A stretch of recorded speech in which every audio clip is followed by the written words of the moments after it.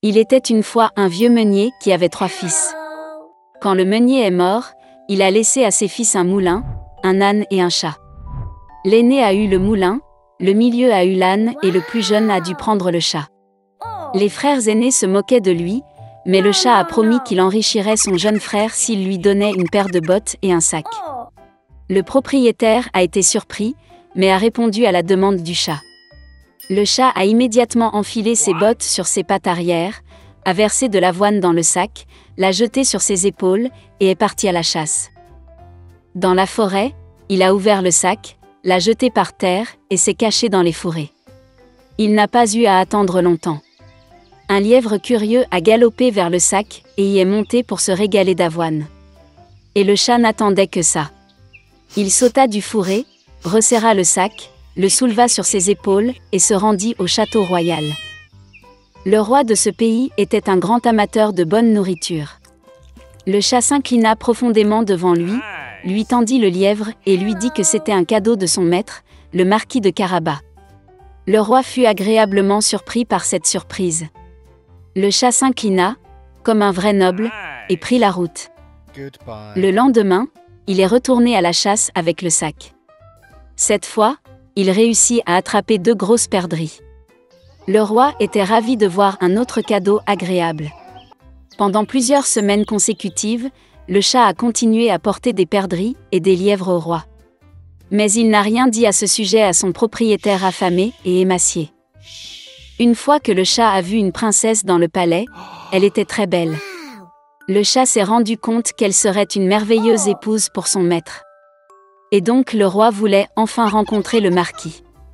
Le chat a répondu qu'il pourrait le retrouver demain pour une promenade là où se trouvaient les moulins. Et lui-même courut à toute allure vers le moulin. En voyant le propriétaire, le chat a dit que demain il devra nager dans la rivière, puis sa vie changera. Le lendemain matin, dès qu'il est entré dans l'eau, le chat a attrapé ses vêtements et les a cachés dans les buissons. À ce moment, la voiture royale parut sur la route. Le chat a sauté sur la route et a crié à plein poumon « Sauve-moi! Aidez-moi! Le marquis de Carabas se noie !» En entendant cela, le roi a ordonné de tirer le marquis hors de l'eau. Le fils du meunier a eu très peur lorsque 2 gardes ont commencé à le traîner hors de la rivière, où il se prélassait dans l'eau chaude. Le roi a ordonné de lui apporter sa tenue de soie.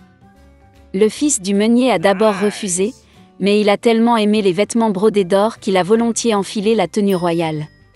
Le roi l'invita à monter dans la voiture, où était assise la belle princesse. Le fils du meunier fut stupéfait, mais sans plus tarder monta dans la voiture. 1 minute plus tard, la voiture roulait à travers les champs et les prairies qui appartenaient aux géants mangeurs d'hommes qui vivaient dans un immense château. Le chat ne perdit pas de temps, et quel était l'esprit se précipita devant la voiture vers le pré, où les moissonneurs travaillaient à la sueur de leur front. Il leur a demandé de dire que ces champs appartiennent au marquis de Carabas, sinon le cannibale maléfique les mangera. Avant que les moissonneurs étonnés ne puissent répondre, la voiture du roi s'arrêta. Et quand le roi demanda de qui il s'agissait, ils répondirent dans un chœur amical que ces champs appartenaient au marquis de Carabas. Pendant ce temps, le chat est allé directement au château du mangeur d'hommes. Avec une dextérité féline, il sauta par-dessus le mur de pierre et pénétra dans le château. Le cannibale était assis à une grande table chargée de divers plats. Voyant le chat botter, il fut très surpris d'une telle impudence. Le chat a commencé à taquiner le géant et a dit qu'il ne pouvait pas se transformer en lion. Avant que le chat n'ait eu le temps de prononcer ces mots, le cannibale s'est transformé en un énorme lion avec une crinière hirsute. L'âme du chat est entrée dans ses bottes par peur, mais il l'a surmontée et a dit que le cannibale ne pourrait jamais se transformer en souris. Le terrible lion a disparu et une petite souris est apparue à sa place. Et c'était tout ce dont le chat avait besoin. En un clin d'œil, il a rattrapé la souris, l'a attrapée et l'a mangée. À ce moment précis, la calèche royale pénétra dans la cour du château. Ouvrant les portes de la voiture, le chat s'inclina poliment et dit qu'il était heureux de voir tout le monde dans le château du marquis de Carabas. Il est difficile de dire qui était le plus engourdi de stupeur à ces paroles, le roi ou le fils du meunier, qui ne comprenait déjà rien du tout. Le chat a emmené les invités à table. À la fin du dîner, le roi, après avoir mangé au maximum, a dit que le marquis était en effet un homme très digne, donc il donnerait volontiers sa fille à sa femme. La princesse était heureuse, jeune, belle et d'ailleurs, elle aimait beaucoup le riche marquis. Bientôt, ils ont joué un mariage. Le fils du meunier épousa donc une princesse et devint prince. Ils ont tous vécu heureux pour toujours, en particulier le chat, qui arpentait fièrement le palais en bottes hautes. Il était une fois une fille. Et elle avait des cheveux si beaux et si longs que tous ceux qui la voyaient ne pouvaient pas quitter les yeux. Les brins étaient si légers, juste dorés. Par conséquent, ils l'ont appelée Boucle d'Or. Pour toute sa beauté, c'était une petite fille très coquine.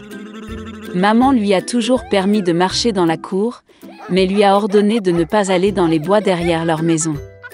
Boucle d'Or était très intéressée de savoir ce qu'il y avait dans cette forêt. Et ainsi, alors que la mère n'a pas vu, elle a en quelque sorte quitté la maison dans la forêt. La fille a longtemps marché dans la forêt. Soit il trouve une baie, puis regarde une belle fleur, puis écoute le chant des oiseaux. Alors elle s'est perdue dans la forêt. Et soudain, elle a vu une maison inhabituelle dans une clairière. Boucle d'Or s'approcha de lui doucement. « Je me suis promenée, mais je n'ai vu personne. » Elle a frappé à la porte, mais personne n'a répondu. Puis, elle frappa plus fort et la porte s'ouvrit. Boucle d'Or entra prudemment. 3 ours vivaient dans cette maison. Un ours était papa, gros et hirsute. L'autre était une mère ours. C'était plus petit. Le 3e était un petit ours. Les ours n'étaient pas chez eux car ils étaient allés se promener dans les bois. La fille entra dans la pièce et vit 3 bols de porridge sur la table. Le premier bol, le plus gros, était le papa ours. Le 2e bol, le plus petit, était la mère ours, et le 3e, le plus petit, était l'ourson. Près de chaque bol, posait une cuillère, grande, moyenne et petite.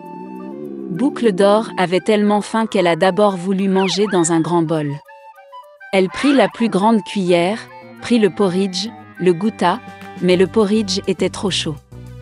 Puis elle prit une cuillère moyenne, ramassa le porridge, le goûta, mais le porridge était trop froid.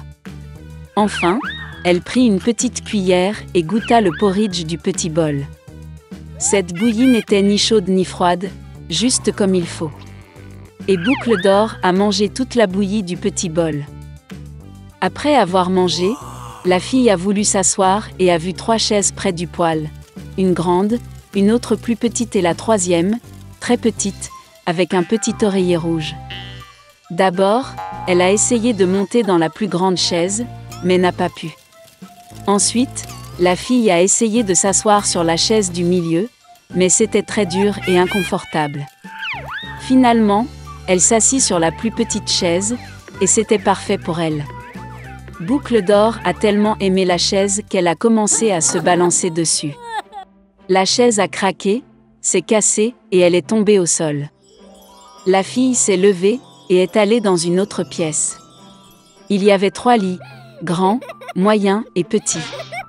Tout d'abord, Boucle d'Or est montée sur le premier lit, mais il était trop haut et trop dur. Je me suis allongée sur celui du milieu, il était trop spacieux et mou. La fille s'allongea sur le 3e plus petit lit. Elle était juste pour elle. Boucle d'Or se sentait si confortable et douillette qu'elle s'est rapidement endormie. La fille dormait profondément lorsque la famille des ours est revenue à la maison. Les ours ont eu très faim et sont immédiatement allés à table. En voyant son bol, papa ours s'est vraiment mis en colère. Quelqu'un mangeait mon porridge. Il grogna. La mère ours regarda aussi dans son bol et grogna moins fort. Quelqu'un mangeait aussi dans mon bol. Et l'ourson, voyant son bol vide, a pleuré bruyamment. Quelqu'un n'a pas simplement mangé de mon bol, il a mangé toute ma bouillie. Les ours ont senti que quelque chose n'allait pas, ont quitté la table et ont commencé à regarder autour d'eux. Papa ours remarqua que quelqu'un bougeait sa chaise et grogna d'une voix terrible. Quelqu'un était assis sur ma chaise. La mère ours regarda sa chaise et se plaignit. Quelqu'un était assis sur ma chaise et l'a déplacée de sa place. Et puis, l'ours a regardé sa chaise cassée et a encore pleuré fort. Quelqu'un ne s'est pas simplement assis sur ma chaise, mais l'a cassée. Les 3 ours entrèrent prudemment dans la chambre. Quelqu'un était allongé sur mon lit et l'a froissé. Papa ours rugit d'une voix terrible. Et quelqu'un était allongé sur mon lit et l'a froissé, grogna la mère ours. L'ours en peluche a regardé son lit et a pleuré à nouveau. Quelqu'un était allongé sur mon lit aussi. Et puis il a vu la fille et a crié d'une voix mince, et dort encore en elle. Papa et maman ours sont allés au lit et ont vu qu'une petite fille dormait là. Boucle d'or s'est réveillée du cri d'un ourson et a eu très peur. Il y avait 3 ours devant elle.